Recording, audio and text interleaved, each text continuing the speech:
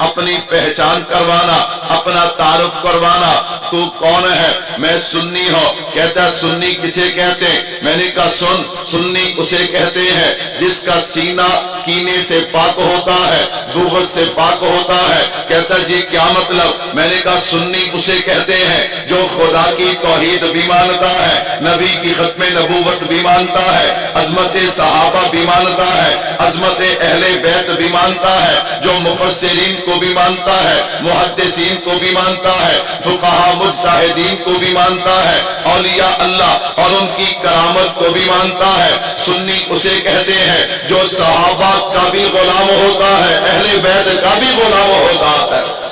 میں نے کہا میں نے اپنی بات کا آغاز لفظ سنی سے کیا ہے، عظمت صحابہ سننے سے پہلے ذرا اپنی پہچان کروائے نا کہ ہم کیا ہیں، ہم سنی ہیں۔ کہتا سنی کسے کہتے ہیں؟ میں نے کہا چل پھر اس طالب علم کو یوں کہنے دینا، میں عوامی لہجے میں سمجھاؤں سنی کسے کہتے ہیں۔ میں نے کہا الحمدللہ سنیوں کو اللہ نے دو آنکھیں عطا کی ہیں، ہم وہ نہیں جو ایک آنکھ سے اندھے اور کانے ہوں، ہم وہ نہیں جو ایک آنکھ سے نابینا ہو، اور ہم وہ بھی نہیں جو ایک آنکھ پہ ہاتھ رکھ لیتے ہو، ہم سنی ہیں۔ اللہ نے ہمیں دو آنکھیں عطا کی ہیں اور ہم دونوں آنکھوں سے دیکھتے ہیں۔ کہتا جی کیا دیکھتے ہو؟ میں نے کہا سن، ایک آنکھ سے صداقت صدیق دیکھتے ہیں تو دوسری آنکھ سے شجاعت علی دیکھتے ہیں۔ کیوں؟ صدیق چھوڑے ہمارا پھر بھی گزارا نہیں ہے، جناب علی کو چھوڑے ہمارا پھر بھی گزارا نہیں ہے۔ ہم ایک آنکھ سے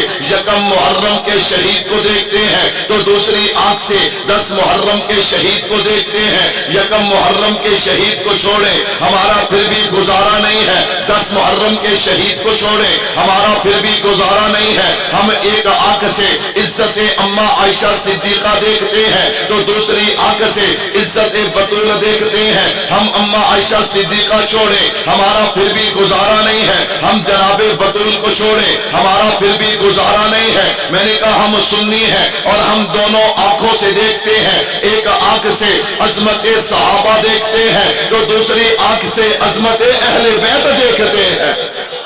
ہم کیا ہیں جی؟ ہم کیا ہیں؟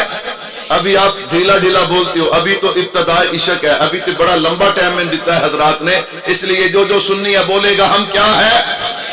ہم سنی ہیں۔ میرے بھائیو توجہ کیجئے گا، جب میں نے کہا نا ہم سنی ہیں تو پھر سنو، اس فتنے کے زمانے میں یہ بات اپنے دل و دماغ میں بٹھا لو۔ میں نے کہا یاد رکھنا، جب صحابہ کی بات ہو، صحابہ کی عظمت شان، اہل بیت کی عظمت شان کو سننا سنانا بیان کرنا ہو، سمجھنا سمجھانا ہو تو پھر سنیوں کو دو چیزیں چاہیے۔ وہ دو چیزیں کون سی ہیں؟ نمبر 1 اللہ کا قرآن چاہیے، نمبر 2 میرے محبوب کا فرمان چاہیے، نمبر 3 ہمیں کسی تاریخ کی ایسی کتاب جو صحابہ اہل بیت پہ جرا کرے، ہمیں ایسی کتاب کی ضرورت نہیں ہے، ہمیں صرف دو چیزیں چاہیے۔ نمبر 1 یا تو قرآن چاہیے یا پیارے پیغمبر کا فرمان چاہیے۔ کیوں؟ صحابی بنتا ہی دو چیزوں سے ہے، نمبر 1 انتخاب خدا ہونا چاہیے، نمبر 2 تربیت صحبت مصطفیٰ ہونے چاہیے۔ تیسری چیز کی ضرورت ہی نہیں ہے۔ جس نے انتخاب کیا ہے